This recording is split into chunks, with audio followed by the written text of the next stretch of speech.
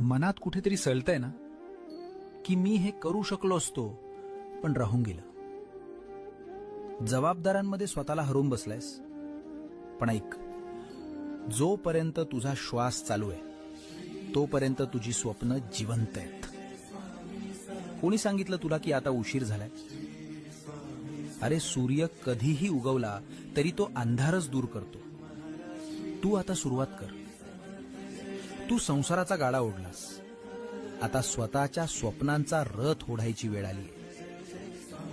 भीती वाटते की लोक हसतील. हसू दे त्यांना. ज्यांनी कधीच काही केलं नाही तेच हसतात. तुझ्या अपूर्ण स्वप्नांना पूर्ण करण्यासाठी मी तुला नवं बळ देईन.